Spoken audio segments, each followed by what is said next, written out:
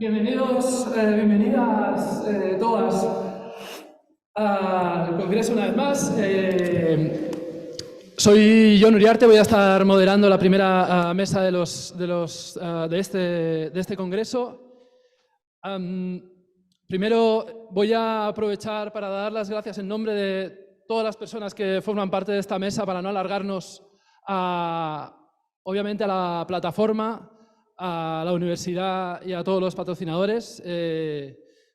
Es un honor, un privilegio y mucha responsabilidad también estar aquí. Y eso, en nombre de los que estamos aquí en la mesa, os agradecemos muchísimo esta oportunidad. En nuestra mesa, como veis, tenemos una participante que está online. Marta tuvo un pequeño percance que le ha impedido venir, pero tenemos la suerte de seguir pudiendo contar con ella. Y por otro lado, también lamentar que Cristian Caujul no ha podido estar aquí con nosotros, que le mandamos un abrazo fuerte, pero tenemos también la suerte de tener a Gabriela, ¿sí? Por si habéis notado estos cambios. Vamos a intentar ser lo más abiertos posibles para incentivar la conversación, para que preguntéis tanto a la gente que estáis aquí como a la gente que nos sigue por internet. No tengáis vergüenza en preguntar. Intentemos generar una conversación aprovechando a la gente que tenemos aquí en la mesa. Las preguntas son bienvenidas en cualquier momento. Vamos a empezar con una serie de pequeñas presentaciones por parte de las personas que están aquí en la mesa. Yo también tengo algunas preguntas y después abriremos también para preguntas por parte del público, una vez más, tanto presencial como online. Así que sin más dilación, quizás podemos empezar con Gabriela. Buenos días a todos, ¿me oís, verdad? No digo gracias, pero doy las gracias a Jon por haberlas pasado en nuestro nombre. Bueno, voy a leer, perdonadme, porque si no leo no... me presento desde una posición periférica dentro de la fotografía española. Tanto geográficamente, yo vengo del norte e incluso he estado más al norte del norte, como es en mi especialización, que es dentro de la fotografía, que es el fotolibro. Después de estudiar Historia del Arte en la Universidad de Burdeos, empecé a interesarme por la fotografía en los años 90. He ido adquiriendo los llamados fotolibros desde hace un poco más de 20 años, llegando hoy a reunir más de 3.000 ejemplares depositados desde hace 6 años en el Museo San Telmo de San Sebastián, Donostia. Compraba libros de fotografía llevada por la emoción, por la curiosidad o por la fascinación que me provocaban, nunca con la idea de juntar una colección. Solo ha sido más tarde, al mostrar los libros y compartirlos con otros aficionados y apasionados como yo, cuando cobró sentido darle un nombre, y entonces nació la voluntad de ponerla a disposición de un público más amplio. Entonces el Museo San Telmo apostó de manera valiente por un acuerdo, aún sabiendo muy poco lo que eran los fotolibros. Yo les pedía ponerlos a disposición del público, hacerlos visibles y asequibles en consulta libre, gratuita y abierta a todos. Darlos al conocer, al fin, ya que pienso que son una parte muy importante de la fotografía y una riqueza que hay que divulgar. Firmamos en mayo de 2017 un contrato de depósito a 10 años renovable y fue llegando la práctica totalidad de la colección. Creo que a día de hoy son 3.139 ejemplares durante varios meses. El museo recibió en el año 2018 la exposición Fenómeno Fotolibro, creada en Barcelona, como bien sabéis, con la Fundación Fotocolectania, espero que está por aquí, y el CCCB, adaptada al espacio del museo y con la aportación de mis libros. San Telmo, museo público, con fondos etnográficos, pero también de pintura y de archivos fotográficos, frutos de donaciones, el más antiguo del País Vasco, renovado y transformado en 2011 en Museo de Sociedad Vasca y Ciudadanía, instrumento para entender el presente y construir el futuro, recibía con la colección un anclaje contemporáneo y abierto al mundo a través de la fotografía. El acuerdo contemplaba un programa anual de actividades ligadas a la colección, charlas de autores, presentaciones de libros o talleres, todos estos gestionados por el museo con mi colaboración. Se han llevado a cabo más de 50 eventos en torno a las publicaciones, en la mayoría de los casos con autores y autoras españolas. La colección es muy contemporánea. Es en gran medida un reflejo de lo que se ha publicado estos últimos 15 o 20 años, tanto en España como en el resto del mundo. Ha crecido siguiendo el llamado boom del fotolibro, un mal llamado, con primeros libros de Julián Barón, Ricardo Cases, Laia Abril, Cristina de Midel, Óscar Monzón, Daniel Mayrit, Lua Ribeira o el tristemente desaparecido Eloy Jimeno.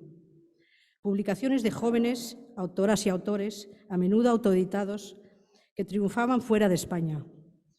Ese momento de la fotografía española fue un brote urgente frente a una crisis que hasta ahora no había dado voz ni espacio suficiente a toda una generación, o muy difícilmente en espacios muy excepcionales. Esa generación ganó premios internacionales. Sus libros, no solo sus libros, pero principalmente sus libros, ¿no? Las miradas se giraron hacia España, hacia sus autores y sus nuevas editoriales independientes, sus diseñadores, su fantástica energía. Yo he vivido de cerca toda esa evolución, conociendo a muchos autores y autores, enriqueciéndome y aprendiendo de ellos a la vez que crecía la colección. Mi relación con ellos es muy estrecha en muchos casos. Pero también he visto editoriales desaparecer, fotógrafos con un largo recorrido que preguntan por salas y posibilidades de exposición, cantidad de autoras y autores queriendo dar visibilidad a su trabajo, poder dar talleres. Julián Barón suele asociar el fotolibro a la crisis y esta ha sido prácticamente continua a lo largo de estos años.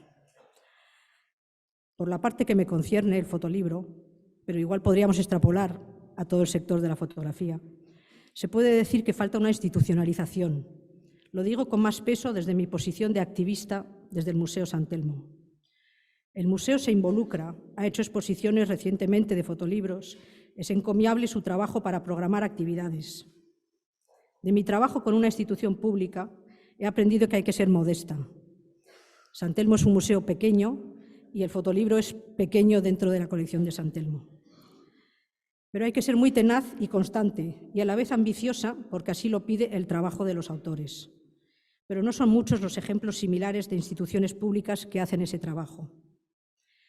Hemos tenido la suerte de recibir y escuchar, y perdón aquí por la lista, a autores como Paula Anta, Gloria Oyarzábal, Ion Cacenave, David Jiménez, Tonia Mengual, Ricardo Cases, Julián Barón, Laia Abril, Àlex Plademont, Roger Guaus, Juan Diego Valera, Elena Goñi, Espe Pons, Laura Carrascosa, Rocío Bueno, Ricky Dávila, Salvi Danés, Carlos Pericas y Eli Garmendia, que están aquí en el público, Israel Ariño, bueno, y un largo etcétera de autores. También muchos internacionales, algunas veces relacionados muy directamente con España, como puede ser, por ejemplo, Federico Clavarino o muy recientemente Camila de Maffei. Terminaré diciendo que hay en España en la actualidad un formidable patrimonio humano de fotógrafas y fotógrafos, jóvenes y menos jóvenes, grandes maestros que hay que cuidar, archivos que hay que conservar y difundir, grandes autoras y autores que solo poco a poco van recibiendo premios y reconocimiento. Ahora mismo hay 3 fotógrafas españolas que son parte de la agencia Magnum, con proyección muy importante internacionalmente. Por mi parte, y espero que con el Museo San Telmo, sigamos dándoles voz y espacio desde esta pequeña pero apasionada ventana institucional. Muchas gracias.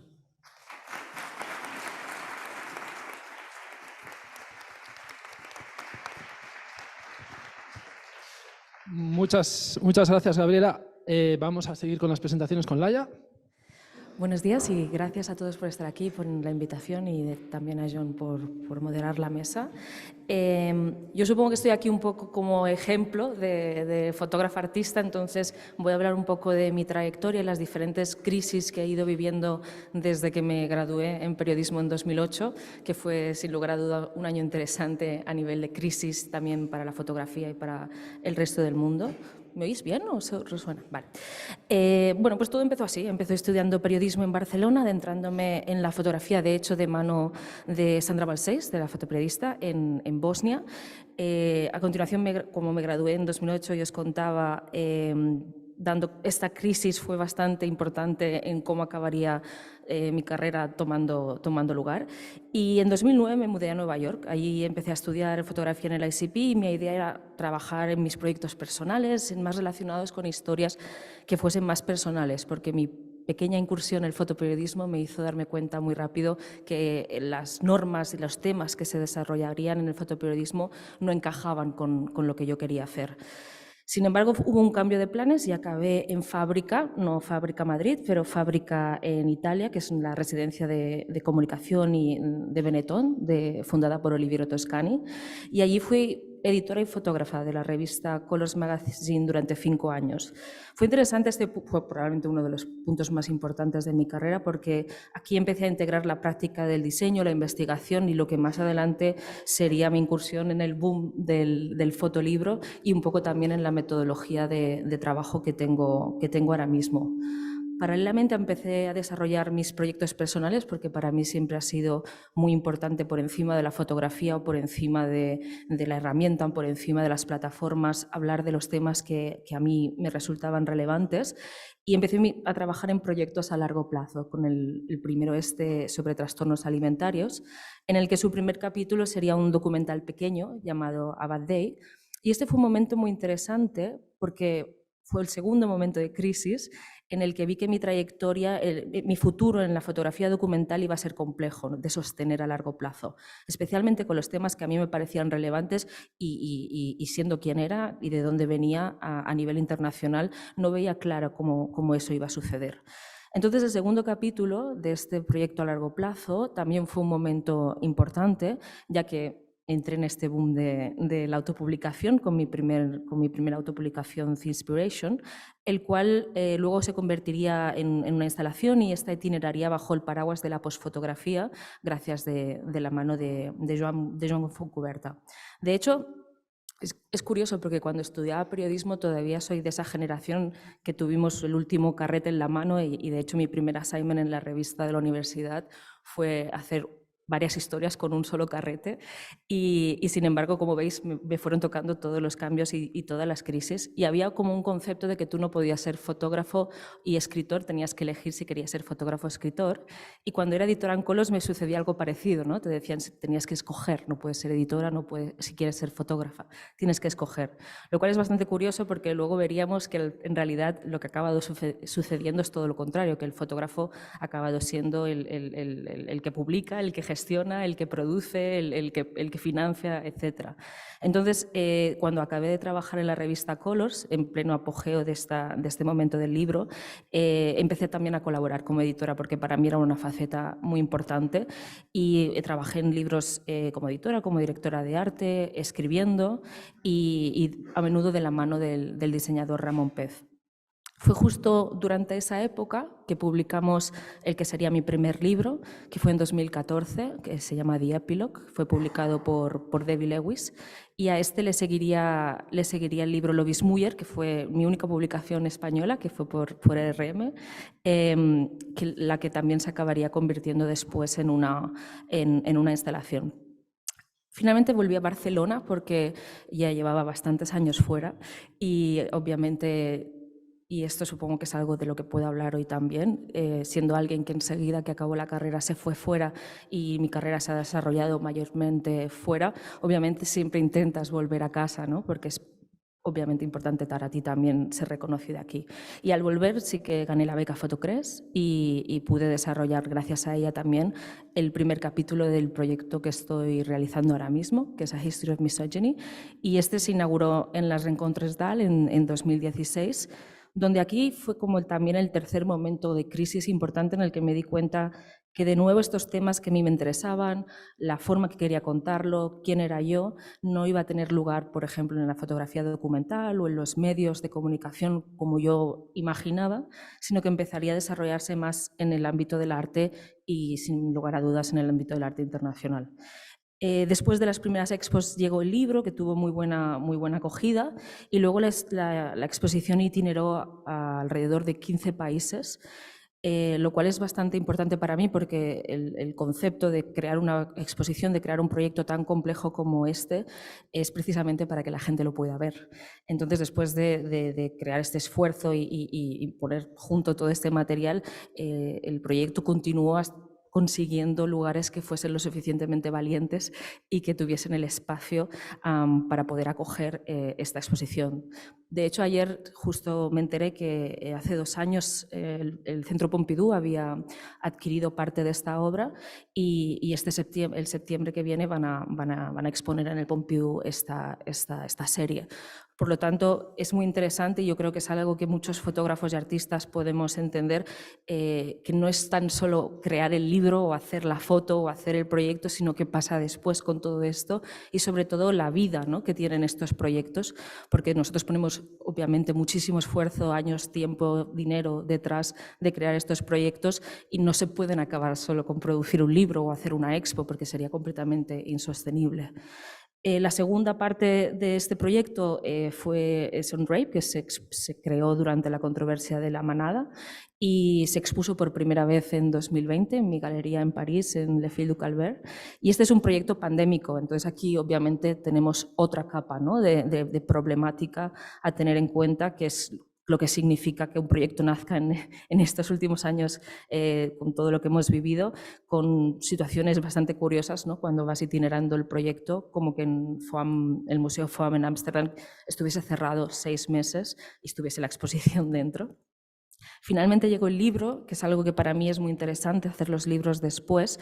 Económicamente hablando es algo que a los editores no les hace mucha gracia, a los museos tampoco, pero como al final del día tampoco lo hacemos por una cuestión financiera nosotros, pues yo creo que es importante hacerlo cuando el proyecto necesita que este nazca. Y además este libro estuvo apoyado y mentorizado por Marta Gili, que está hoy en la misma mesa, y justo lo publicamos hace poco en este pasado París Foto. Entonces, este libro, perdón. Más recientemente hemos tenido la exposición en Londres y verdaderamente después de todo lo que ha pasado en estos últimos años, yo estoy aquí taladrando con 20.000 expos y hablando muy deprisa, pero quiero que quede muy claro que soy muy consciente del privilegio que supone conseguir estos espacios. Sé que es muy difícil y gente con carreras muy largas y gente con carreras no tan largas, pero con proyectos extraordinarios, conseguir esto, pero obviamente conseguir eso es parte del proyecto, es parte del proceso, es parte de la complejidad, ¿no?, de lo que hacemos. Y obviamente, pues como por ejemplo esta última exposición que tuvimos en Londres, para mí el hecho de que acabase formando parte de la colección del Victorian and Albert Museum son estas pequeñas metas que van consiguiendo, entre otras cosas, uno de los puntos que me gustaría hablar hoy, que es qué sucede con las carreras de medio término, ¿no?, qué sucede sobre todo con las mujeres de más de 40 años y con personas que ya llevan una buena trayectoria.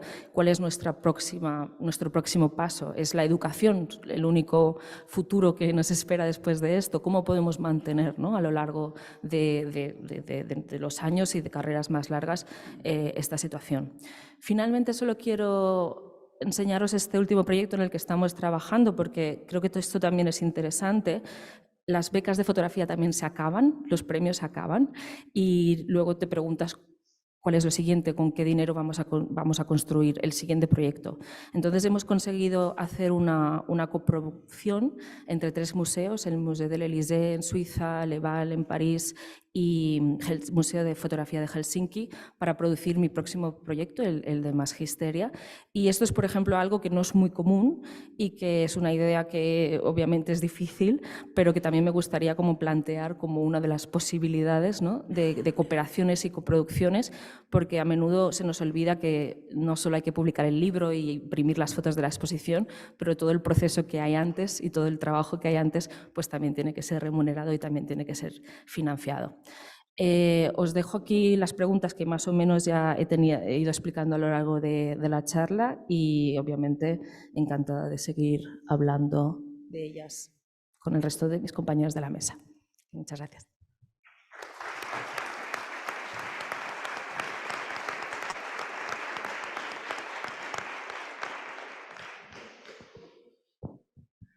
Muchas gracias, Laia. Vamos a seguir ahora con Carlos Gullinet. Vale, pues sí. Gracias por la invitación a compartir esta mesa de auditorio. Creo que lo que puede resultar interesante para un nuevo, ambicioso y deseado proyecto como el que se plantea para el Centro Nacional es el paralelismo con lo que fue la concepción, puesta en marcha y evolución de un proyecto institucional de fotografía como el nuestro, que también partió de cero.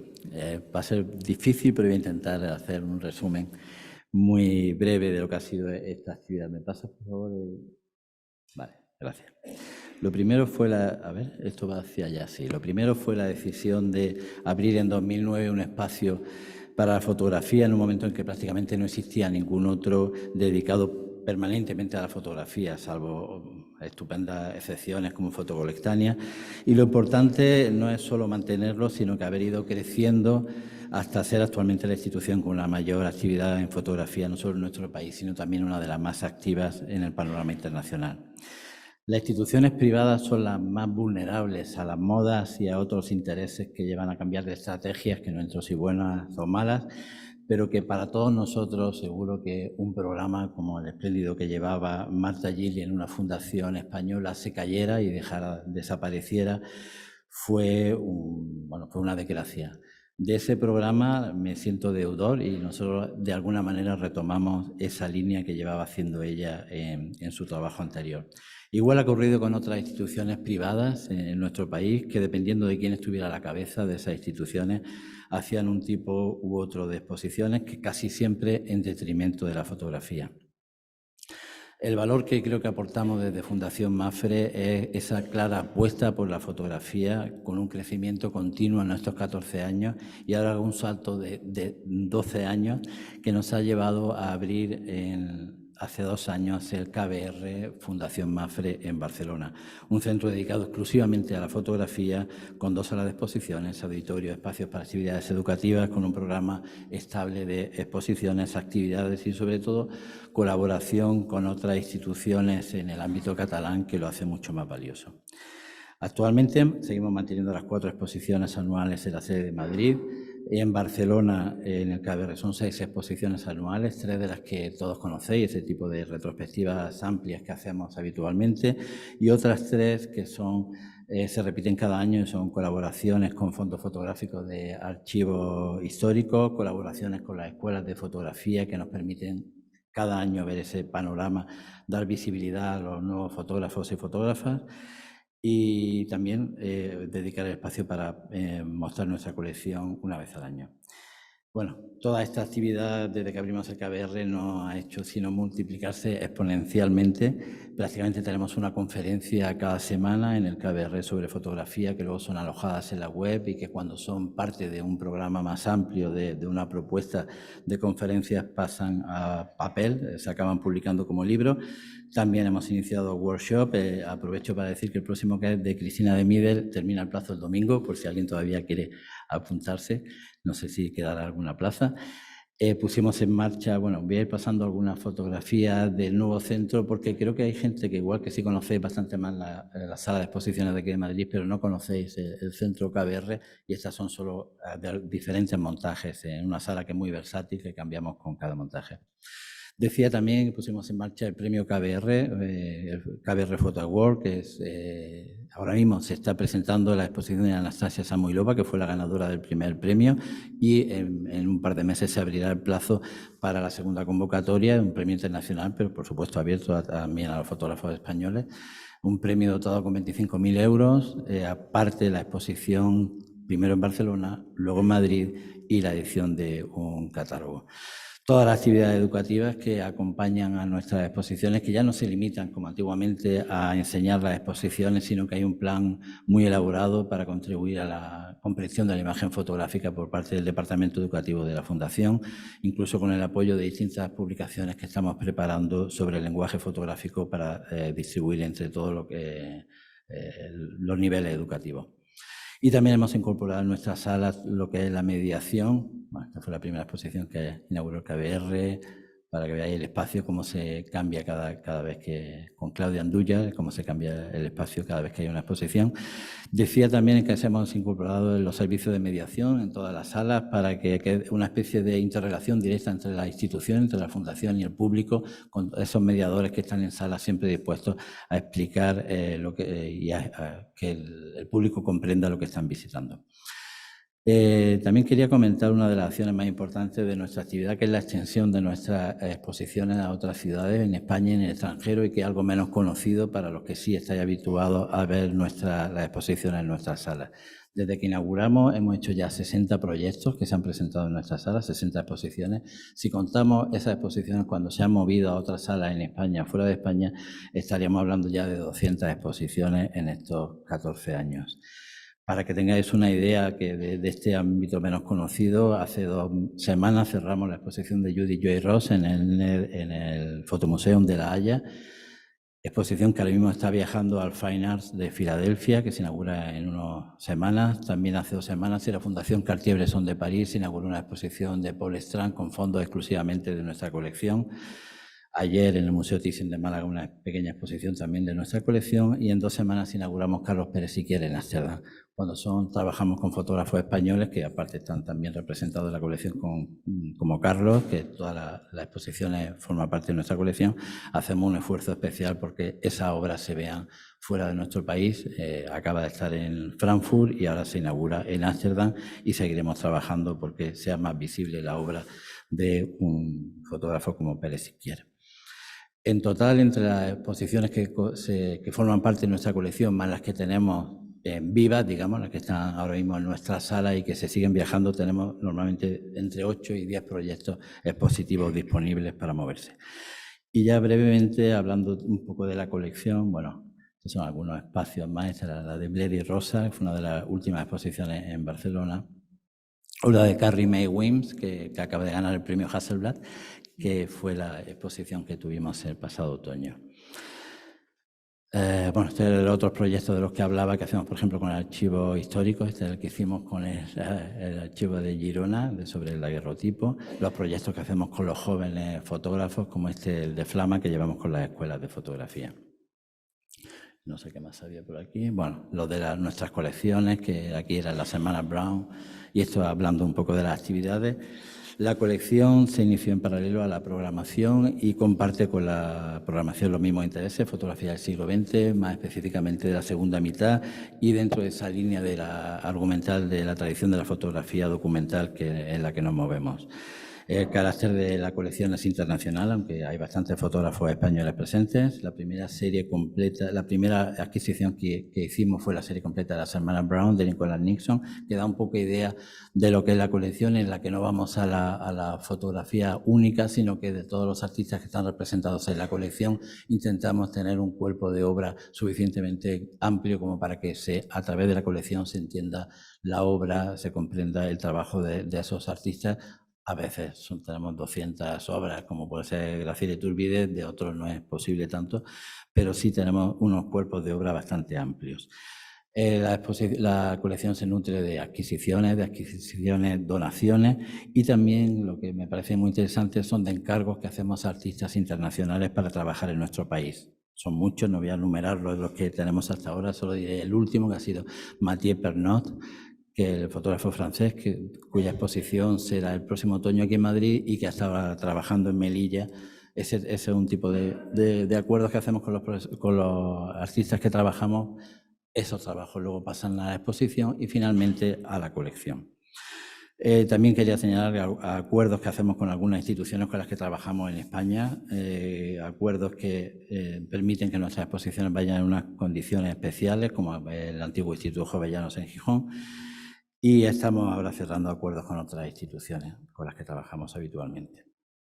Y desarrollando proyectos internacionalmente en estos momentos, pues con el Art Institute de Chicago, con el Museo de Brooklyn o con el SS-MoMA de San Francisco, por citar algunos de los ejemplos de las próximas exposiciones en las que trabajamos.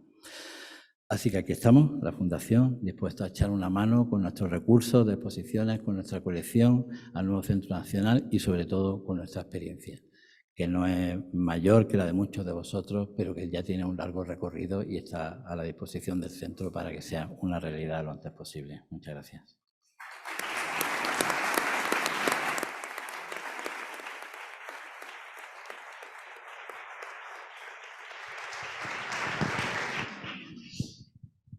Muchas gracias, Carlos. Vamos a seguir con las presentaciones y ahora voy a pasar a la palabra a Alejandro, por favor.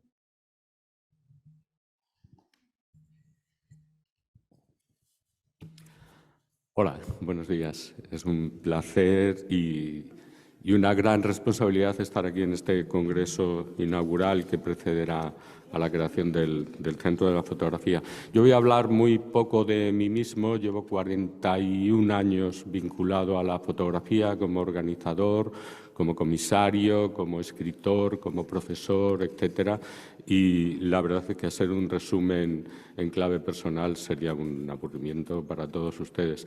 He preferido ceñirme al tema sobre fotografía y les quiero leer, para no extenderme demasiado hablando, les quiero leer algo que he escrito sobre la fotografía y hacer un breve enunciado de cuál es la situación actual de la fotografía, siempre desde mi punto de vista. Yo soy miembro de la plataforma para la creación del Centro de Fotografía e Imagen, pero voy a hablar como comisario de exposiciones y como gestor cultural y como creador de festivales. Foto España, que he hecho Foto en Bilbao, San José Foto en Uruguay o últimamente la Image Triennial en Guangzhou, en China. Recupero un texto que se acaba de publicar en un libro de Jorge Fuenbuena, y me parecía que podía ser interesante para saber también cuál es mi posición y qué es lo que pienso sobre la fotografía. La fotografía es un sistema que contiene una malla de relaciones e interconexiones capaz de interactuar de modos diversos en ámbitos como la razón y las emociones. Es capaz de mimetizar con exactitud lo que llamamos la realidad, pero no dispone de la estructura de un lenguaje en el sentido de facilitar una comprensión universal de lo que representa. Sin embargo, su amplitud de acción semiótica se despliega como un rizoma, establece conexiones, comunica, genera representaciones simbólicas y vehicula nuestra relación con la memoria y con la cultura, con la identidad individual y la social. En muchas ocasiones se alza por encima del lenguaje escrito, porque lo que no se puede contar a menudo basta con mostrarlo. Es un interruptor que activa nuestra empatía y nos ayuda a comprender el mundo y a las personas. Cuando asciende a la categoría de imagen, se convierte en intermediaria de la imaginación. Su carácter relacional le permite hibridarse y retroalimentarse con otras fotografías, proponiendo referencias cruzadas y posibilitando múltiples lecturas que deriven en significados diferentes. No obstante, hemos de ser conscientes de su escasa inocencia, pues es susceptible de transportar mensajes manipulados. Se asemeja con frecuencia al modo en que funcionan nuestras mallas neuronales y, en particular, las neuronas espejo. La primera vez que oí este concepto no lo conocía y por eso pongo aquí que en 1996 el neurobiólogo italiano Giacomo Rizzolatti y sus colaboradores descubrieron las neuronas espejo. El análisis de sus funciones reveló que están involucradas en las conductas de imitación y emulación. Posibilitan que el cerebro adopte el punto de vista de otra persona y nos permiten socializar y aprender todo lo que el entorno nos muestra. Son las responsables de la empatía humana. De ahí que otro neurocientífico, el indio Vilayanur Ramachandran, lo he dicho, las denomina neuronas Gandhi. El sistema de neuronas espejo contiene la interfaz que les permite repensar cuestiones como la consciencia, la representación del yo, lo que les separa de otros seres humanos o les posibilita empatizar con ellos. Son las que permiten el aprendizaje de conceptos complejos que son la base de la cultura y de la civilización. Lamentablemente, su actividad se va debilitando cuando las personas acceden a la madurez. Si yo fuera francés o alemán y gustara de sacar a bailar las palabras o a inventar unas nuevas sumando conceptos, llamaría a la fotografía la empatigrafía. Pero no tengo la soberbia suficiente y probablemente esa sea una de las razones por las que me gusta la humildad de las fotografías. Me gusta el enorme poder que poseen para comunicarse con las personas y para mezclarse con diferentes prácticas artísticas. Por eso me parece un sinsentido tratar de elaborar una ontología de la fotografía en base a la autonomía de su lenguaje, porque ni es autónoma ni es un lenguaje. De ahí que ostente esa férrea resistencia a dejarse definir. Uno siempre se queda corto cuando lo intenta, como ya han visto en la primera parte de mi presentación. Con todo, después de muchos intentos en el mundo del arte de calificar su existencia, la de la fotografía, como un anacronismo, me sigue fascinando la enorme y creciente cantidad de jóvenes en todo el mundo que la utilizan para contar y para contarse, y aspiran a compartir los resultados en libros, galerías, museos o en Internet. La gran mayoría de ellos cree que el arte va de compartir, independientemente de la herramienta que se utilice para crearlo. Quería enunciar algunos de los temas que sobrevuelan la creación a través de la fotografía y de la imagen. Lo he hecho lo más breve posible con la intención de facilitar ese diálogo que todos que ya hemos escuchado todos, que queremos establecer, más que escucharnos a nosotros. Y a falta de un sustantivo más preciso, yo me inclino a pensar que una de las características de la fotografía actual, tanto dentro como fuera de España, es su ensanchamiento formal y temático, entre otros. Hasta ahora, en la historia del medio, los ensanchamientos han llevado consigo la cancelación, o si se quiere, la excomunión de aquellos que trascendían los límites de la fotografía tradicional.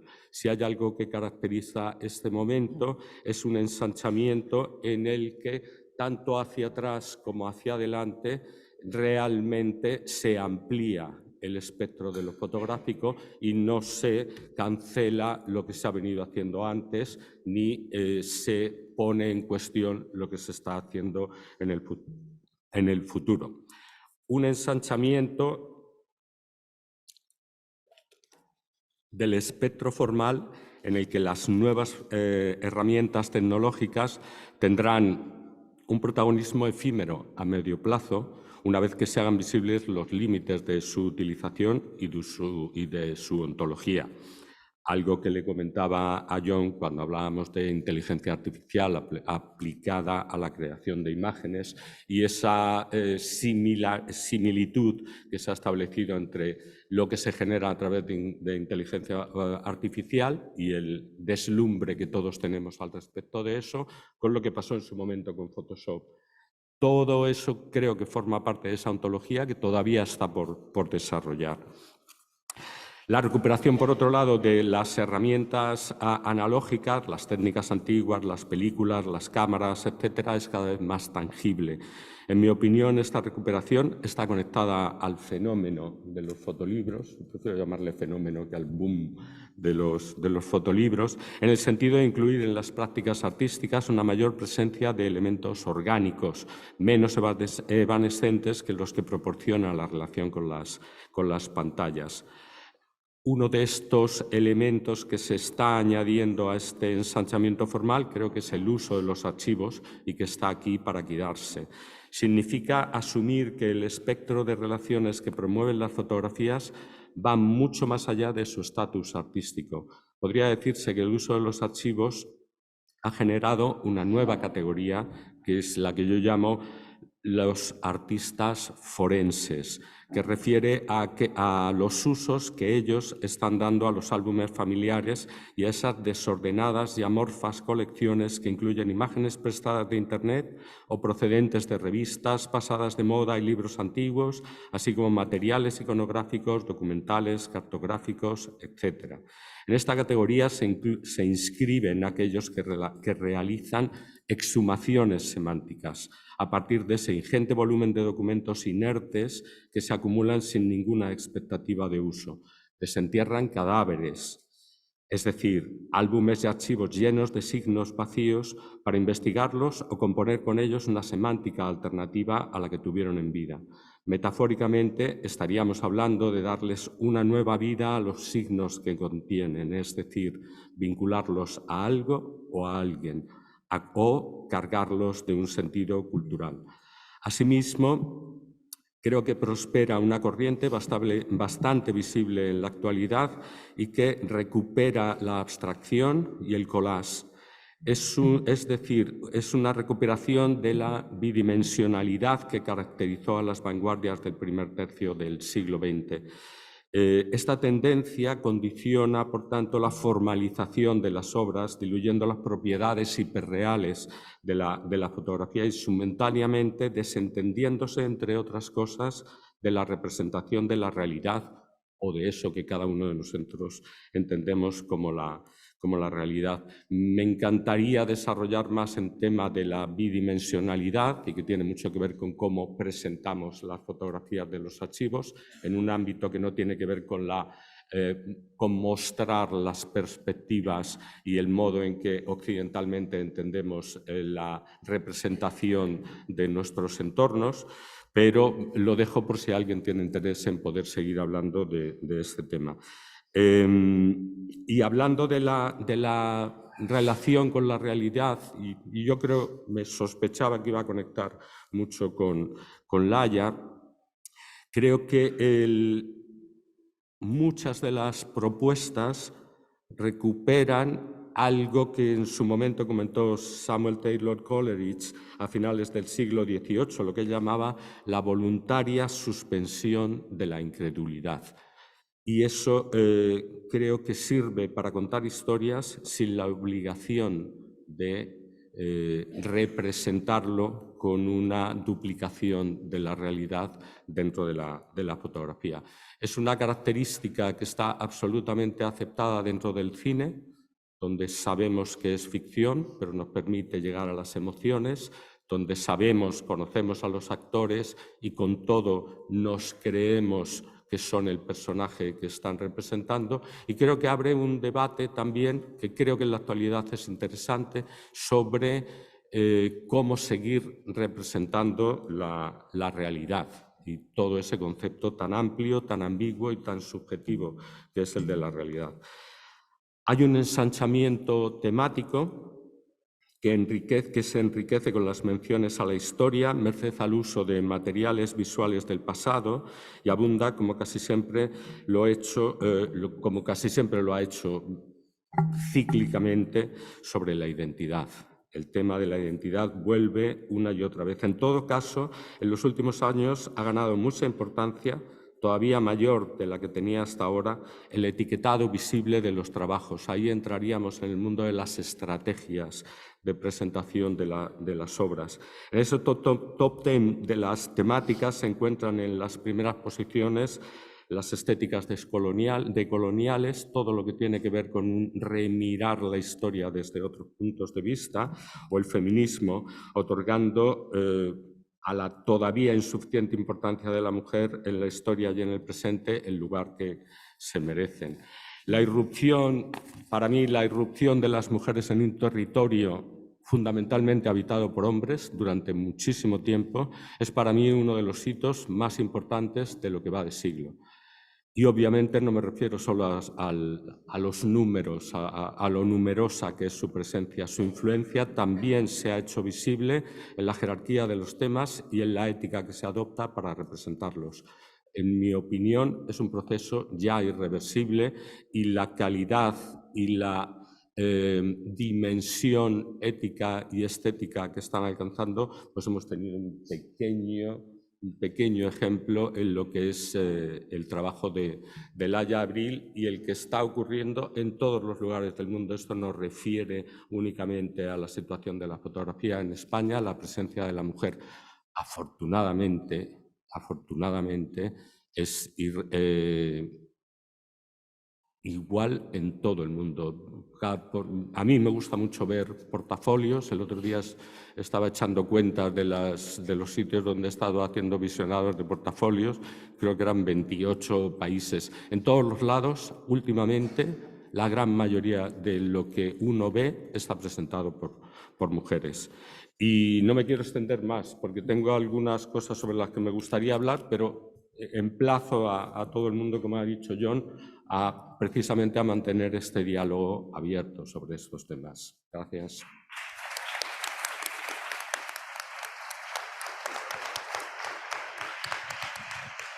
Muchas gracias, Alejandro. Y vamos a acabar con la ronda de presentaciones con Marta. Hola, buenos días. ¿Me escucháis? Sí, te escuchamos muy bien. Perfecto. Bueno, pues gracias por invitarme y realmente me sabe muy mal no poder estar aquí y quedarme con la pata quebrada, nunca mejor dicho, no de forma metafórica, en mi casa.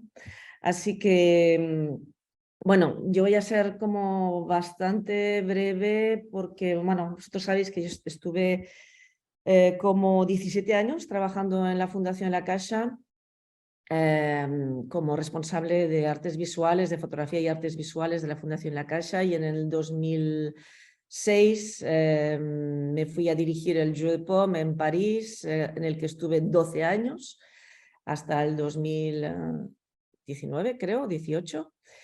Y mi práctica profesional en los últimos 40 años como Alejandro, me hace gracia porque he visto uno de las comentarios en las discusiones online y alguien dice, pero si no hay gente entre 20 y 30 años. Y es cierto, yo tampoco los tengo, o sea, ya los tengo, ya los he pasado.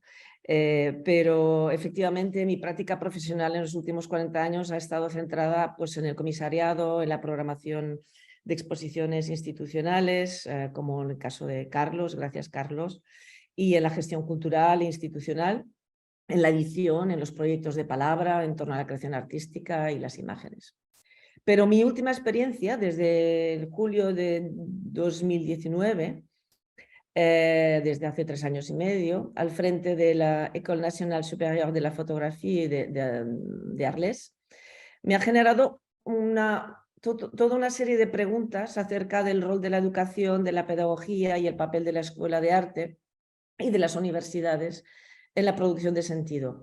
Y eso es algo que es como, después de estar muchísimos años comisariando, trabajando con artistas, con fotógrafos, con archivos, con colecciones, el regresar o ver cuáles son las fuentes de la producción de nuevos artistas, de nuevos fotógrafos y cuáles son las inquietudes de toda esta juventud, pues es algo que me parece absolutamente necesario, yo diría que imprescindible de tratar.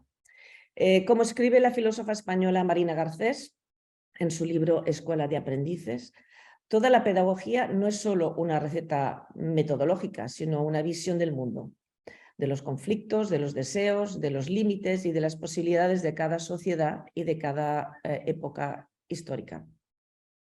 Y la pregunta clave para mí es cómo educar en una escuela de arte o en una universidad y si eso realmente sirve de algo. Es el cómo de la ética, de la política y de la poesía. Para Garcés, la educación puede entenderse de 2 formas. La primera, una educación como una especie de conjunto de técnicas que nos inscriben en el mundo, para que los individuos o las colectividades, los grupos puedan funcionar adecuadamente. Sería una educación como una instrucción. Y la segunda, una educación entendida como el conjunto de prácticas que hacen de la necesidad una condición de libertad. Es decir, la educación como el arte de transformar lo que somos más allá de lo evidente y de la subordinación inmediata. Esta es, dice Marina Garcés, la educación emancipadora, que implica aprender a pensar por una misma o por uno mismo, es decir, desarrollar la capacidad de comprender la propia existencia en relación con las cosas del mundo y en relación con los demás.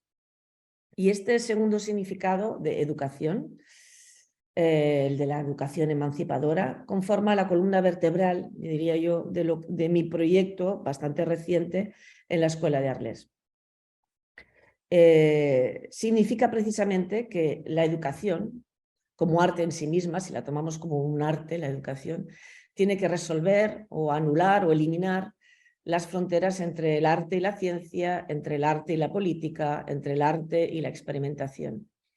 Y para mí la educación es una práctica empoderadora del pensamiento crítico, una forma de establecer una relación simbólica con el mundo. La Escuela de Arles, que yo dirijo, tiene su propia especificidad. Es decir, para explicaros lo que es la Escuela de Arles, os digo brevemente, es una escuela que hace un máster de fotografía de 3 años. Los alumnos tienen que entrar ya con una licencia, con la licenciatura, perdón, y hay un máster de 3 años y luego hay un doctorado también, que lo hacemos con la Universidad de Aix-Marseille, y la formación profesional continua, es decir, que hay una parte que es como más académica y otra parte que es como mucho más profesional. Pero se trata de educar en la práctica de la fotografía y las imágenes en general y en la investigación artística. Esto implica que esta relación simbólica con el mundo debe ocurrir inexorablemente, dada la estrecha relación de las imágenes técnicas con lo que podríamos llamar algo que se parece a la realidad. Evidentemente, la tentación de reproducir el mundo, de simplemente restaurarlo en forma de imágenes, es algo que la escuela evita ya desde su creación, hace 40 años también. La Escuela de Arles se creó 2 años después y por el mismo equipo en que se organizaron los primeros Rencontres d'Arles en los años 80.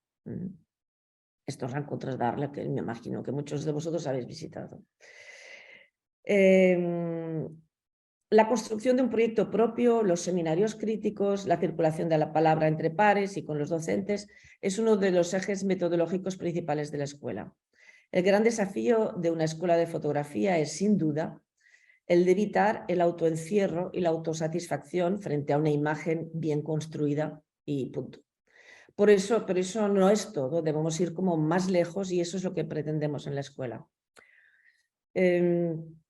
Yo creo que hoy, ante la angustia que provoca el colapso de los modelos políticos, económicos o incluso sanitarios que nos regían hasta ahora, y frente a una aparente falta de previsibilidad en nuestras vidas, sobre todo y especialmente en la de los más jóvenes, una especie de futuro incierto, parece que la ética del cuidado que defiende, por ejemplo, el ecofeminismo, puede brindar posibles líneas de trabajo alternativas. Sostengo que hoy en nuestras prácticas educativas en el ámbito artístico y fotográfico deberíamos ir más allá de la instrucción y promover un pensamiento crítico que atienda a todo tipo de discriminación y dominación y que abrace la hibridación de prácticas en torno a las imágenes, que pueda transformar las relaciones entre los humanos y los demás seres vivos. Una escuela de arte o una universidad no pueden perder la oportunidad de entretejer una estructura sólida capaz de acoger la experimentación, la atención, el cuidado, la conciencia social, la conciencia ecológica, la inclusión en torno a cuestiones de género, de diversidad, de inclusión, por ejemplo. Es decir, en nuestro caso, una conciencia de las políticas de visibilidad e invisibilidad, inherentes, por otro lado, a la producción y a la circulación de imágenes. Yo creo que no hay escapatoria. La fotografía como práctica artística tiene que lidiar inexorablemente con todos los campos del saber y con todas las prácticas del cuidado. Y es verdad, me lo he dicho al principio, que hace 17 años que no vivo en España, son muchos, bueno, ahora regreso a finales de año, pero hace 17 años que no vivo en España y soy consciente que mi conocimiento de lo que sucede ahora y aquí en términos de educación y formación en fotografía, imágenes y en las prácticas artísticas en general es bastante superficial o quizá no es lo suficientemente amplia. Pero intuyo que todavía hay muchas cosas por hacer, sobre todo a nivel de formación, a nivel de educación y pedagogía crítica. Me parece este un reto primordial, sobre todo después de mi experiencia en la Escuela de Arles. Creo que las nuevas generaciones de fotógrafas y fotógrafos, artistas, educadores, comisarias y comisarios, directores y directoras de instituciones deberían asumir hoy más que nunca la misión política, social y estética de construcción de sentido en la práctica artística. O como dice el artista y pedagogo al que admiro muchísimo, Luis Kannitzer, asumir de una vez por todas que el arte es una forma de conocimiento y no una mera producción de imágenes o de objetos. Gracias.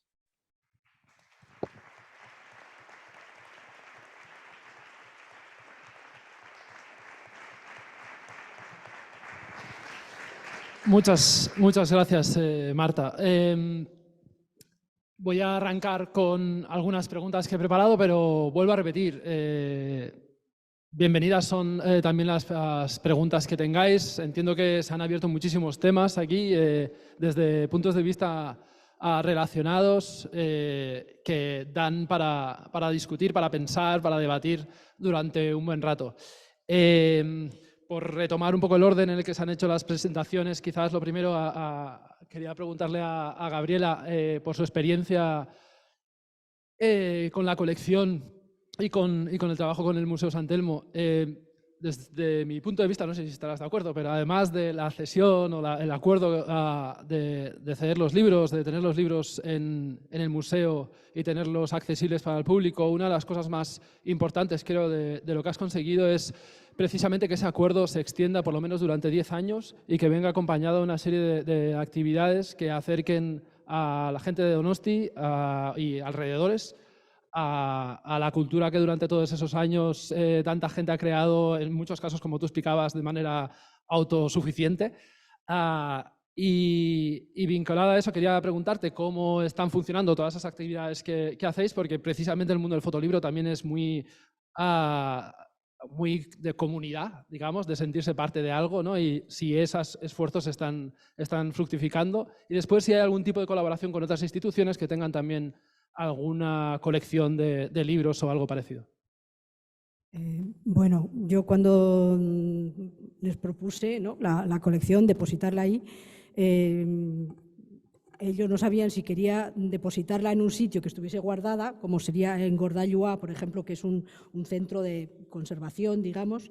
Yo les dije enseguida que para nada, que para mí lo importante de la colección es que estuviese viva y, por tanto, ¿no?, asequible y que, bueno, que fuese no sé, fruto un poco de saber, de estudio, de conocimiento. Entonces, que era eso, ¿no?, ponerla a disposición del público, ¿no? Y entonces, dentro de esa, digamos, de mantenerla viva, bueno, una de las condiciones era que siguiese creciendo la colección, que sigue creciendo, ¿no?, porque, bueno, cada vez hay más ejemplares, digamos, siguiendo esta especificidad tan contemporánea, ¿no?, que tiene. Y bueno, que siguiese viva compartiendo con los demás, ¿no? O sea, la parte de actividades era primordial. Entonces, tenemos un presupuesto anual que no es mucho, que no está mal, no me voy a quejar, no, yo siempre me dicen que pido más dentro del museo, pero bueno, nos permite por lo menos, bueno, dentro de esas limitaciones, ¿no?, dar a conocer trabajos, dar a conocer autoras y autores, que yo creo que es muy importante, ¿no? Entonces, bueno, pues todas esas actividades, digamos, que se han hecho, también he dicho que hay que ser modesto porque el público pues no es muy grande. San Sebastián es una ciudad pequeña que tiene, bueno, una parte cultural bastante importante, pero es una ciudad pequeña. Entonces hay que ser modestos y es un trabajo como de hormiguita, ¿no? Yo creo. Siempre creo que, bueno, la parte de comunicación, que, bueno, no quiero ser dura con San Telmo, pero no es la mejor parte del museo, ¿no?, la comunicación. San Telmo es un museo un poco híbrido, ¿no?, que es parte de muchas cosas, que no es tan fácil, ¿no? No es un museo dedicado al arte contemporáneo en sí, ¿no?, aunque tiene, bueno, esta parte de retos de la sociedad contemporánea, ¿no? Entonces, se ha formado una comunidad, yo creo que sí, importante, muy apasionada, muy fiel, que va a las actividades, que nos sigue y que en principio yo creo que está muy contenta con todos esos programas, ¿no?, y que pide, bueno, que se siga y que se haga más. Pero bueno, no se llenan mucho las salas, al final cuesta mucho, ¿no?, El fotolibro es esta cosa que es un poco endogámica también, ¿no? Que yo, la idea de depositar la colección era un poco sacar eso, ¿no? Y además, San Telmo para eso es, yo creo, un buen sitio porque al final, como es una mezcla de muchas cosas, la idea es que fuese un público más general. Eso está costando, lo reconozco. No es fácil atraer a, bueno, pues a gente del medio, ¿no? Al final, bueno, yo no soy fotógrafa, pero pues los que van son o fotógrafos amateur o fotógrafos o gente que está metido un poco en este gremio, ¿no? Yo creo que es importante ampliar ese círculo. A mí me parece, no sé, uno de los retos, ¿no? Y bueno, la idea es seguir con San Telmo pues, trabajando cada vez más, ¿no? A ver si podemos pues, ampliar, porque al final el presupuesto es importante, ¿no? No solo hay que buscar ideas para hacer cosas con poco dinero, pero con buenas ideas, ¿no? Yo creo que es importante eso. Muchas gracias. Hola. Sí. Muchas gracias, Gabriela. Lo voy a repetir otra vez. Podéis, supongo que levantar la mano, si queréis, para lanzar preguntas. Y si alguien también me puede ayudar con el online. Sí, no sé si hay algún micrófono que podamos alargar.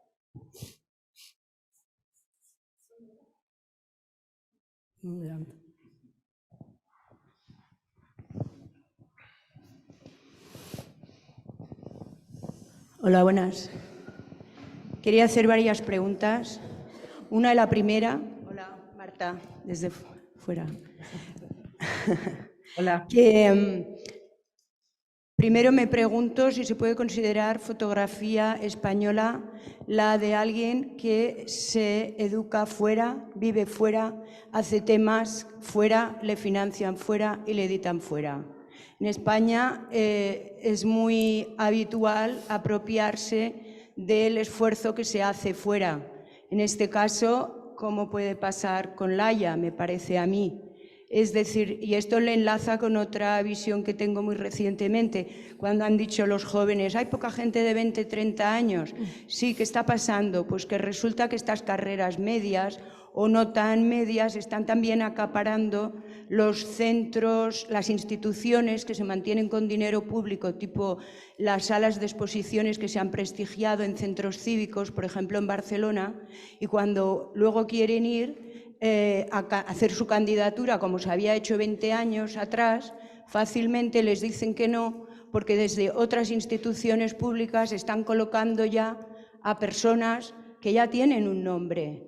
Entonces aquí esto sería pues como para que se reflexionara que también los fondos se tendrían que hacer para realmente crear una base, aunque sea mala. Quiero decir, como dijo una vez una ministra, se tienen que dar a todos porque incluso de lo malo saldrá lo bueno. Si solo se premia la excelencia, no podrá salir nada más. Entonces, a mí me parece que este es un tema que se tendría que pensar, porque, por ejemplo, insisto, en el Instituto Cervantes, si una persona que no es conocida va y que quiere presentar un proyecto fotográfico, se lo tendrá que pagar él si quiere ir, que tenga una difusión internacional. ¿Preguntas por qué? Pues porque los fondos, los pocos fondos que tienen, hace tiempo que se les han adjudicado a otro fotógrafo que hace tiempo que tiene un calendario, una agenda, sabe el centenario de este escritor, el centenario del otro, y prepara un proyecto a años vista, y entonces ese dinero se lo queda a él. Entonces, no me parece justo para la gente que empieza, que cada vez está mejor preparada, y que si no tienen detrás una familia que les permita pagarse esto, pues no, ¿vale? Muchas gracias. ¿Alguien de la mesa quiere...? Sigo siendo una vieja joven o una joven vieja. ¿Hola?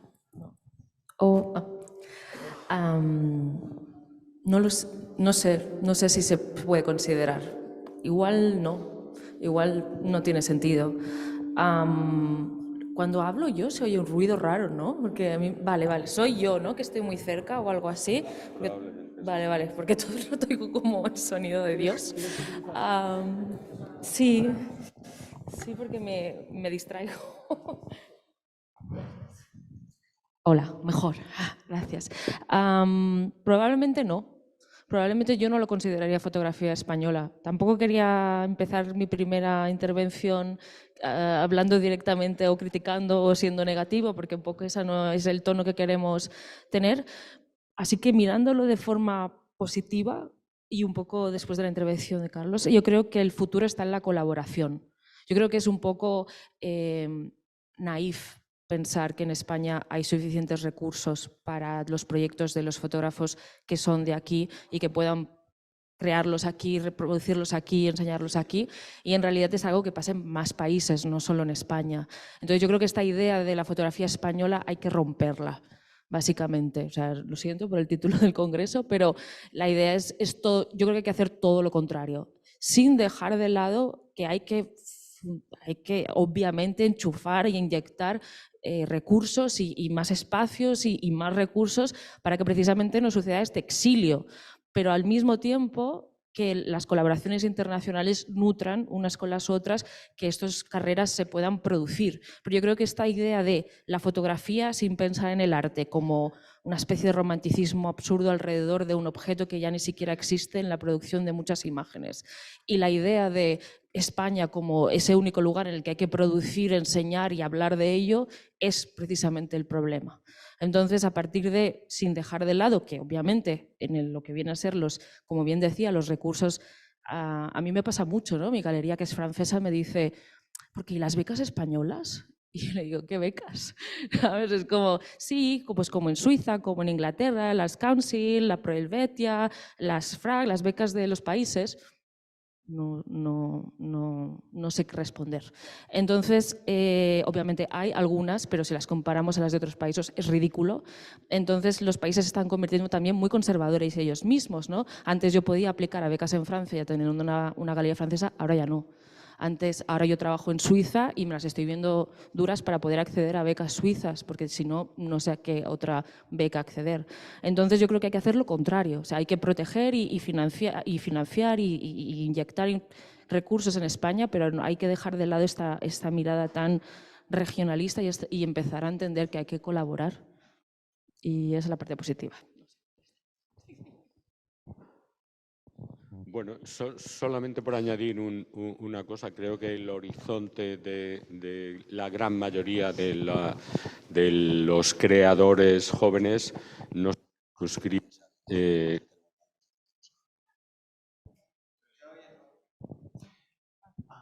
no se circunscribe al ámbito nacional. El horizonte tiene que ser de manera natural Europa como mínimo, e ir ampliándose en todos los sentidos. Volvemos al ensanchamiento, y el ensanchamiento de los horizontes habría que hacerlo desde dos puntos que yo creo que Laia los ha anticipado perfectamente, que es, uno, el modo de financiación para que eso no lleve solamente a una presencia en el ámbito nacional, sino precisamente para que encaje con ese sentimiento generalizado de que los artistas quieren mostrar su trabajo internacionalmente. Y, de hecho, una buena parte de ellos están, cuando miras los currículum, han nacido en un sitio, pero se han formado en otro, acaban viviendo en otro, etcétera. O sea, ese recorrido geográfico que van haciendo también está diluyendo la parte de lo nacional. Pero sí es cierto que necesitamos un apoyo nacional para que todo ese proceso vaya conformándose.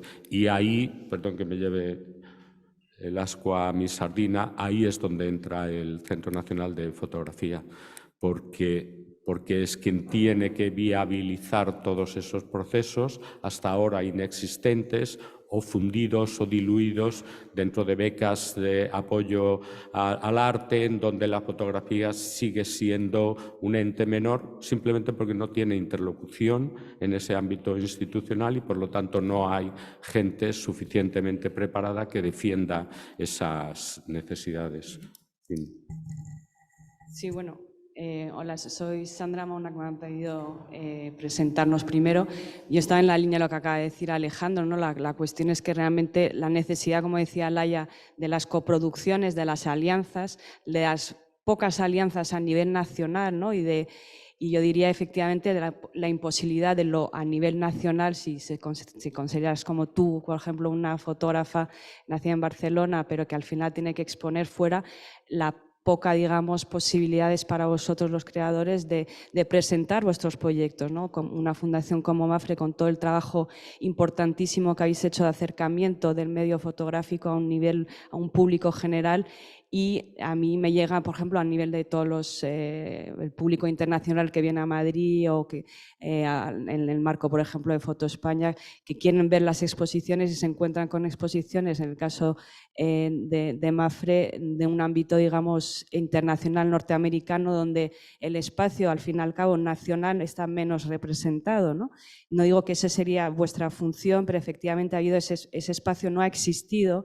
Y es una necesidad, porque al final lo que ocurre es que pues, nuestros creadores tienen que ir fuera, son reconocidos fuera primero, antes de ocupar el sitio que realmente, pues como han hecho en otros países, aparte de las no becas, de las no ayudas, de la no institucionalización, como bien ha dicho Gabriela, ¿no? Que la necesidad de tejer y de construir ese entramado inexistente, desgraciadamente, por eso también este congreso hace que bueno, pues no se pueda defender tampoco y que tenemos que trabajar todos en ese sentido, ¿no? Para conseguir impulsar a los creadores nacidos aquí o desde fuera, para que desde aquí se vea realmente pues, la riqueza del panorama de este país, ¿no?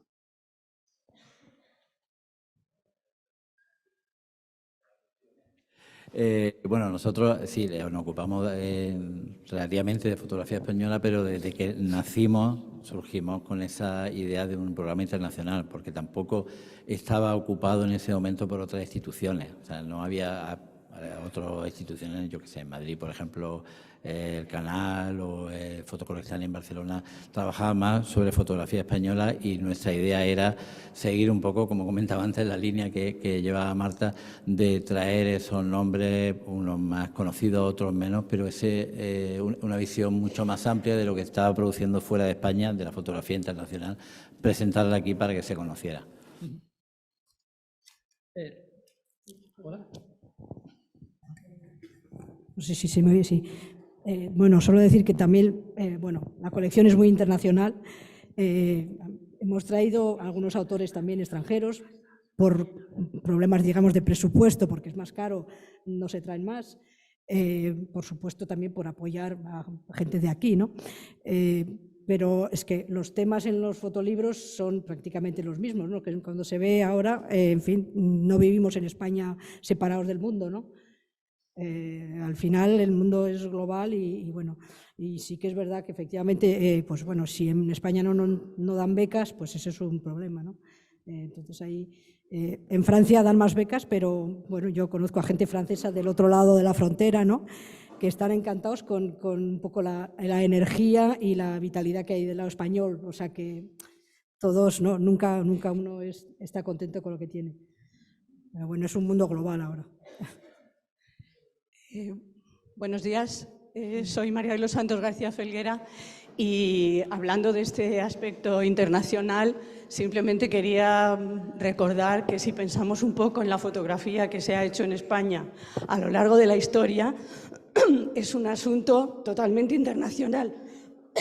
Perdón, Lauren vino de Francia, Clifford vino de Inglaterra, Franzen había nacido en Noruega, por no hablar de las primeras daguerrotipistas y los primeros daguerrotipistas que vinieron, la mayor parte de ellos de Francia, ¿no? O sea que yo creo que podemos hablar históricamente ya de fotografía en España, mucho más que de fotografía española. Creo que este es el camino ahora, pero realmente ha sido una realidad a lo largo de los años que lleva la historia de la fotografía funcionando y desarrollándose en España. John, ¿puedo intervenir? Gracias. Creo que Marta quiere hablar. Bueno, sí. Bueno, no, simplemente que a mí me parece que, bueno, todas estas cuestiones de nacional, internacional, etcétera, hoy en día, y efectivamente estoy de acuerdo con mis colegas, creo que ya no hace falta ni discutirlo. Creo que aquí lo que hay que reclamar son las instituciones que nos representan en nuestro Estado. Y estas, en España o en Francia, donde sea, estas instituciones son las que tienen que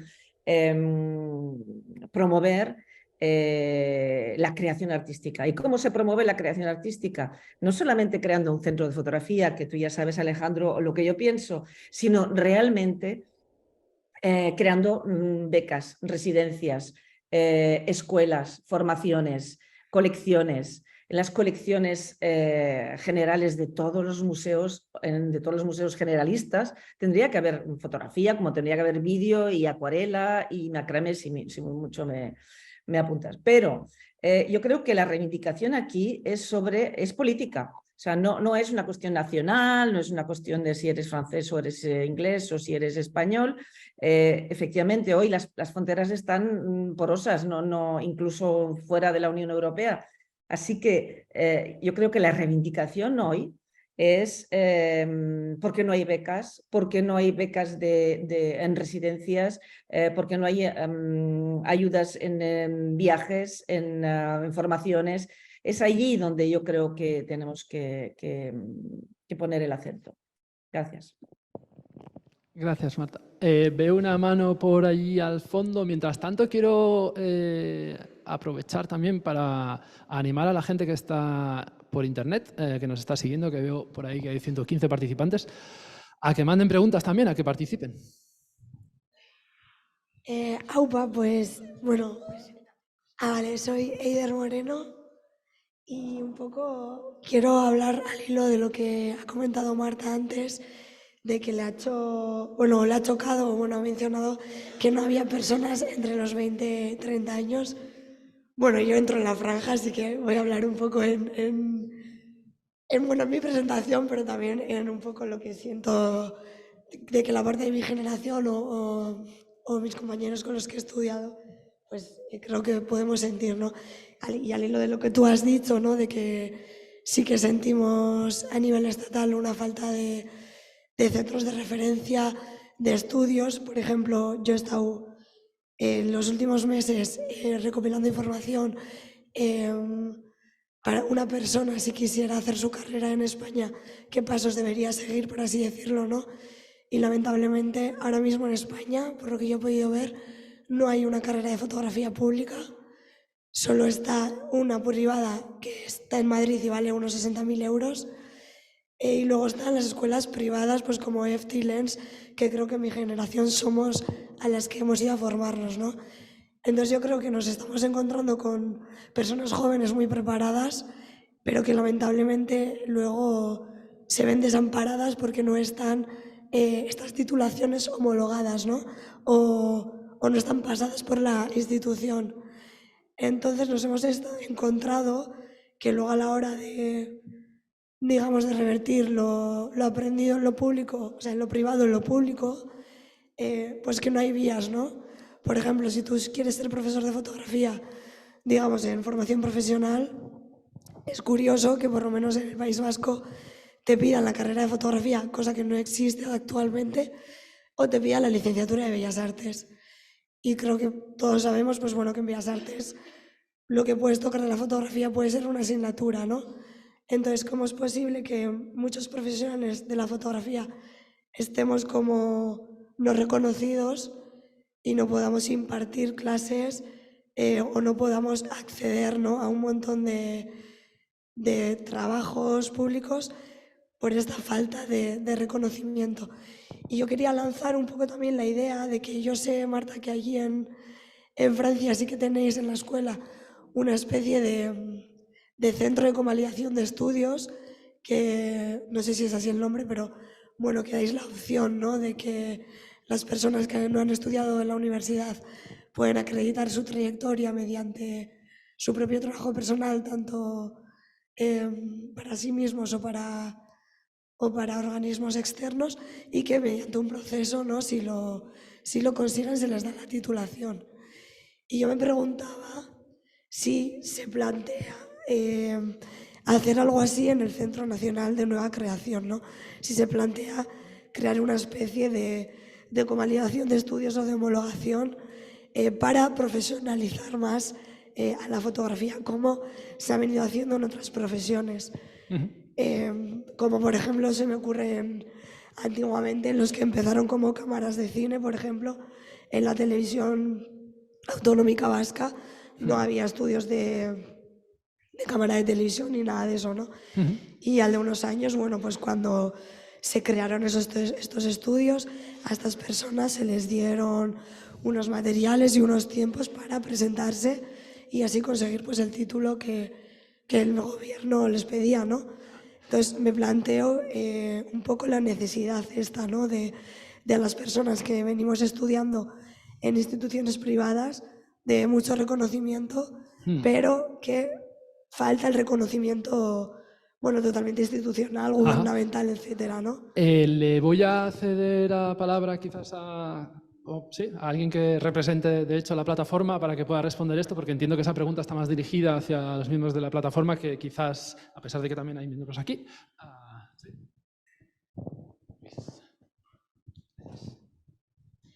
Sí. Soy Luis Castelo, estaré en la mesa de educación. El tema que estás planteando yo creo que es de esa mesa en particular. No sé si tiene sentido avanzar ahora, ¿no? Este tipo de respuestas, pero bueno, en cualquier caso la situación española, que aunque ya lo hablaremos, pues los estudios de fotografía o bien lo haces en una escuela privada, que has estado diciendo, lo haces en un centro público, en una formación, ciclos superiores profesionales, o lo haces en la universidad. No existen en la actualidad grados de fotografía públicos, eso es cierto. Hay 2 grados de fotografía privados que los imparten, en caso de TAI, asociado a una universidad pública, pero con precios de privada. Y el otro centro que lo imparte es la Universidad Internacional de La Rioja, de modo online, pero también privada. Digamos que esas son las... Y fundamentalmente los centros públicos son asignaturas que están dentro de las facultades de Bellas Artes fundamentalmente, alguna en Historia del Arte, en Documentación también y en Ciencias de la Información y Publicidad. Ese sería un poco el panorama general. Tampoco tiene mucho sentido ahora hablar de si el Centro Nacional de la Fotografía va a tener ese tipo de formación, porque ni siquiera sabemos cuáles van a ser los contenidos de ese centro. Entonces, sería aventurarnos a decir algo ahora mismo que no sabemos, ¿no? Pero bueno, no sé si... Yo creo que en la mesa que tenemos mañana podemos hablar más en profundidad de todo esto, ¿no?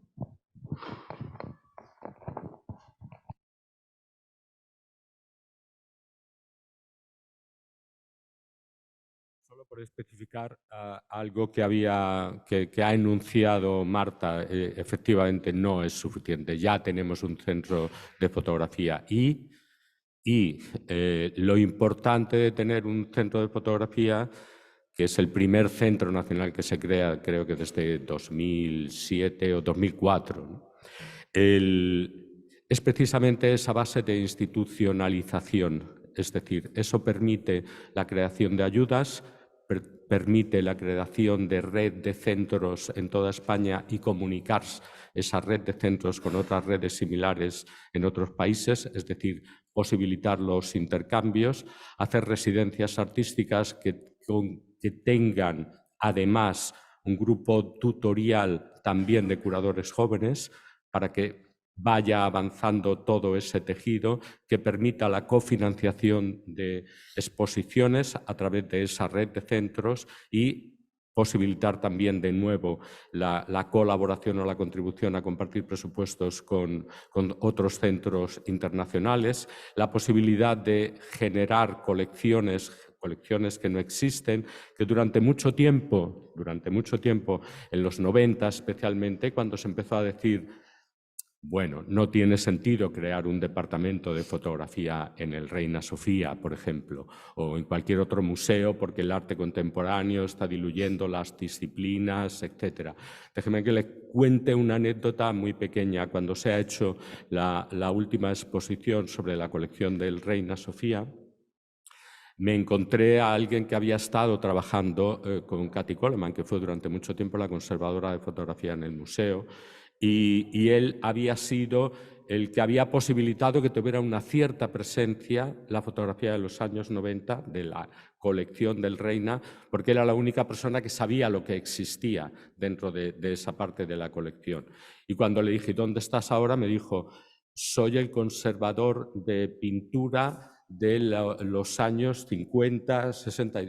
No habíamos quedado en que era anacrónico distribuir las disciplinas. Sigue habiendo disciplinas en los museos con ese tipo de fragmentaciones especializadas y sigue sin haber un responsable de fotografía con el que la posibilidad de elegir, de comprar obra a partir de la profesionalización y de la profesionalidad de las personas que se dedican a eso, si no existe ese departamento, no es posible hacerlo. También para eso sirve el Centro Nacional de Fotografía, no solamente para hacer un edificio, sino para tener ese poder de no es el grupo de los fotógrafos llorando como siempre históricamente, sino que de repente tienes ya una voz que tiene esa base institucional. Y eso es lo que me parece importante. Y es una cosa intangible, no es tanto la sede, que es una sede extraordinaria, sino que el ámbito intangible del Centro Nacional le da toda esa capacidad de generar, de apoyar todo lo que estamos hablando ahora mismo acá. Gracias. Me estaban diciendo que tenemos a alguien que quiere intervenir online también.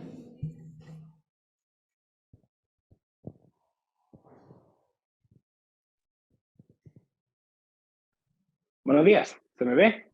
Vale, que entrará en la pantalla, creo. Un segundito. Pues no, aquí. Buenos días. Yo solamente quería comentar que mi nombre es Chema, soy estudiante de fotografía en la Escuela de Arte de Glasgow, aquí en Escocia, en el norte. Y bueno, aquí la situación para los estudiantes es magnífica, maravillosa, al menos para aquellos como yo, que hemos estado aquí viviendo muchos años. Y me da mucha pena porque yo recuerdo haber crecido en España sin tener ningún tipo de beca y ningún tipo de apoyo financiero y a veces me gustaría saber que si a veces o si en el futuro quisiera volver a España a estudiar de alguna manera, que ese apoyo financiero existiera tal como lo existe aquí y que existiera también esta posibilidad de mezclar los estudios y el trabajo como se permite aquí, porque la flexibilidad pues lo permite y son bastante, se entiende que en el trabajo a veces pues hay que confluir con los estudios. Y nada, pues creo que también quería preguntar a ustedes si tuvieran algún tipo de respuesta a cómo un centro de fotografía puede influir en el que en España se establezcan más estudios como los que existen aquí y con un apoyo financiero de verdad para que los chavales que estén mirándonos o que se estén planteando ir por una ruta, sea de fotografía o sea de algún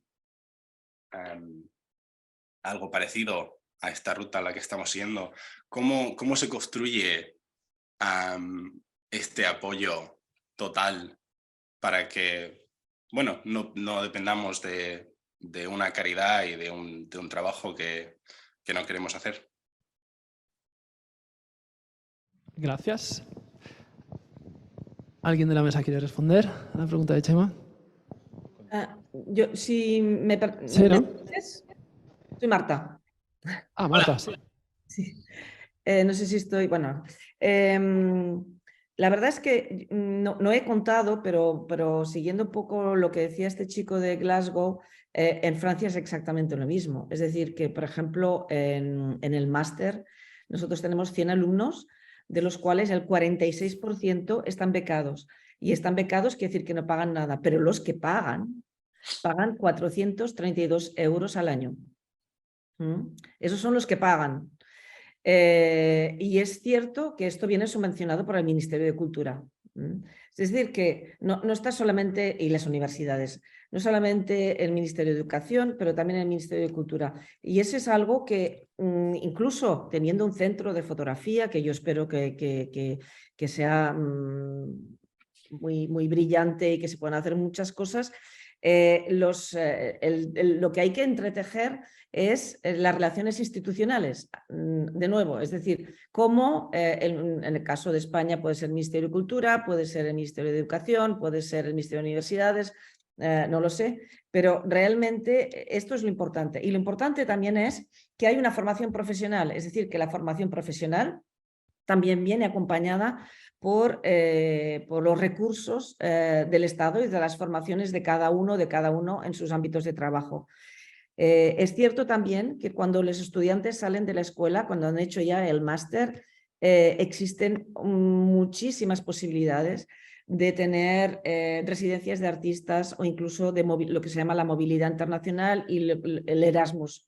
Nosotros tenemos la capacidad como universidad de acogernos a Erasmus, no solamente para los estudiantes, sino también para el profesorado y el resto del equipo. Y todas estas cuestiones, que son como muy técnicas, lo que estoy diciendo, es realmente una negociación institucional muy importante.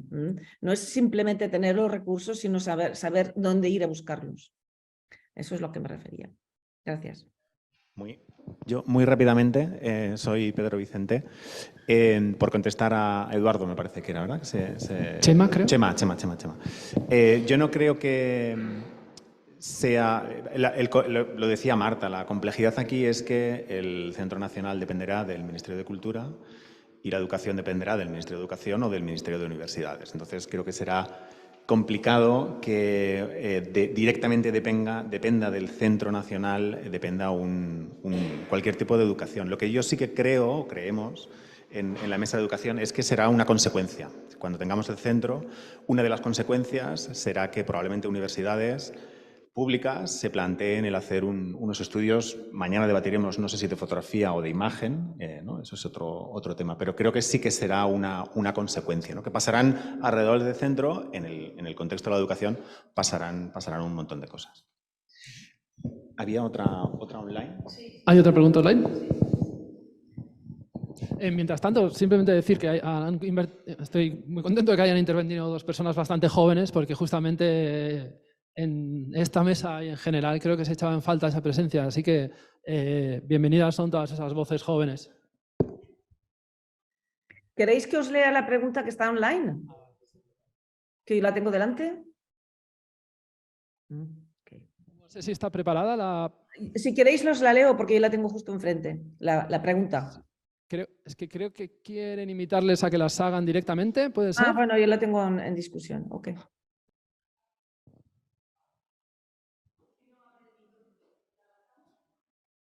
Un segundo. Sí, o si no, que la lea Marta directamente, que ella puede. ¿Os la leo? Sí.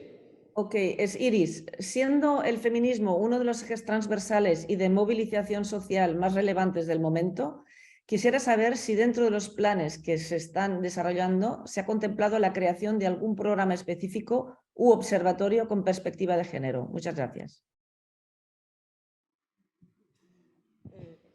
Entiendo que es para el Centro de Fotografías. Bueno, en lo que respecta a la plataforma, nosotros estamos en un periodo de escuchar precisamente todas estas necesidades. Llegamos tarde con la creación del centro, pero precisamente porque llegamos tarde queremos escuchar todas las experiencias que han tenido otros centros internacionales de fotografía para ver sistemas de financiación, desarrollo de proyectos, etcétera, etcétera. Entonces, no estamos generando algo a partir de un proyecto, sino que estamos en la fase de enriquecer con toda la información posible y disponible de centros semejantes para precisamente poder ir añadiendo todas estas propuestas, etcétera. Esa es la parte más interesante y en el futuro, espero que no muy lejano, estamos también una parte de la comisión una parte de la plataforma a través de una comisión haciendo un encuentro de centros internacionales de fotografía para permitir enriquecernos con su información, pero también para empezar a establecer conexiones internacionales y de trabajos en ese área, ¿no? Sería ahí quizás también interesante intentar identificar cuáles son las necesidades, ¿no? para conseguir esa paridad. ¿Cuáles son? Antes Laia proponía, ¿no? Y preguntabas en torno a carreras a medio camino, digamos, de mujeres. Yo estaba pensando también de la experiencia de dar clases, la inversión bestial que hay entre estudiantes, ¿no? Mujeres estudiantes y luego las mujeres que llegan a exponer o que llegan a publicar. Quizás la tarea también es identificar cuáles son esas necesidades más específicas, ¿no? Porque sí que creo que hay una concepción generalizada ya de que eso es imparable, de que tenemos que cambiar, que hay también una... Creo, se ha asumido desde el sector, ¿no? Esos retos. Quizás ahora, más allá de la idea general, es cuestión de empezar a especificar cuáles son las necesidades concretas.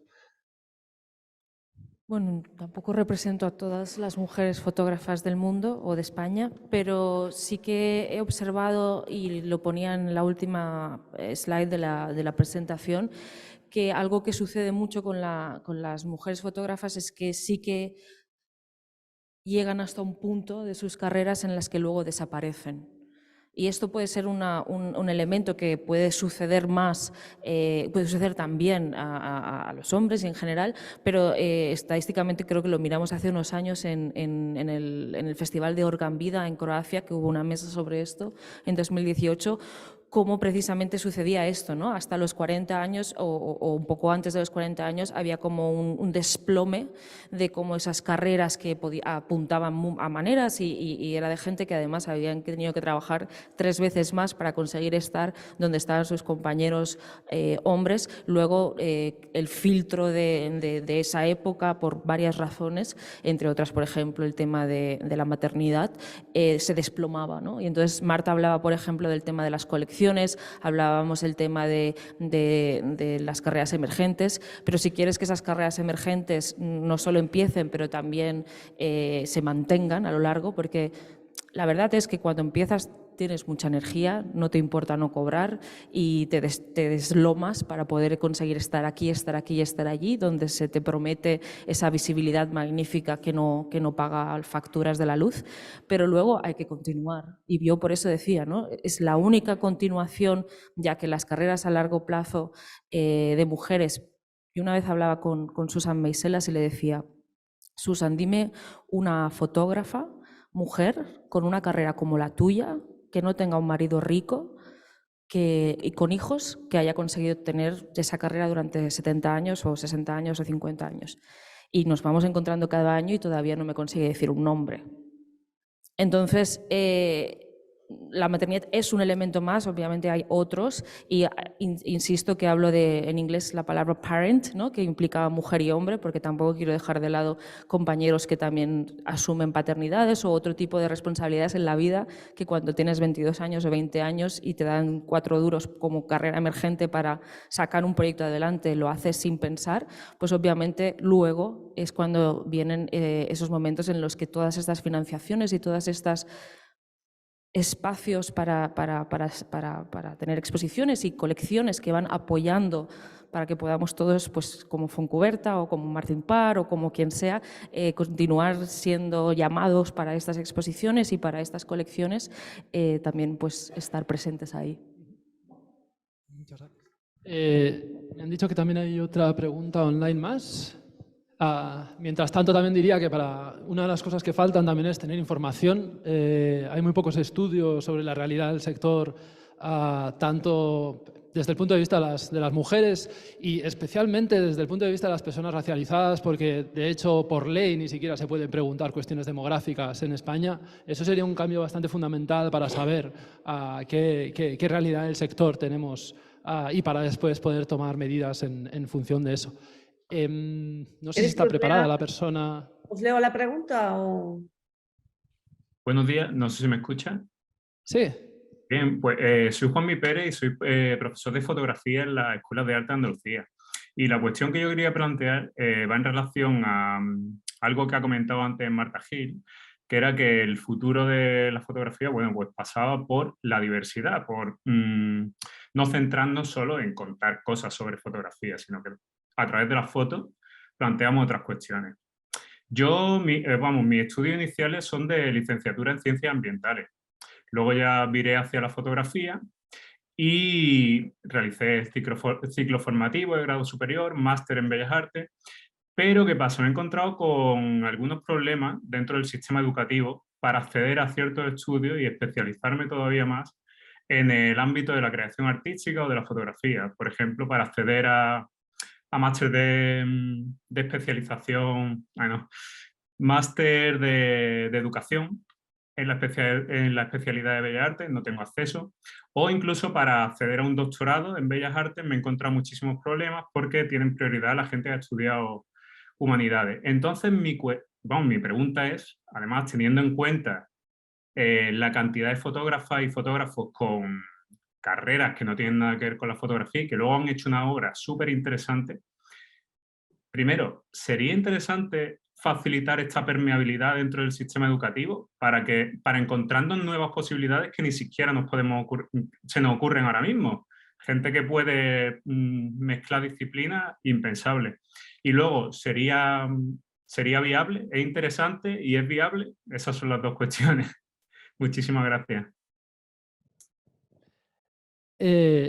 No sé si otra vez es una pregunta para el centro. O sea, sí que puedo yo, desde mi experiencia también en mi trabajo en el Reino Unido, que hay una fórmula que hacen muy bien, que es mezclar, de hecho, instituciones educativas e instituciones culturales. De hecho, donde nosotros trabajamos, donde yo trabajo en la Photographers Gallery, tenemos un programa de doctorado en colaboración con una universidad en la que se da una porosidad, digamos, entre diferentes tipos de instituciones que creo que es importante e interesante también plantear.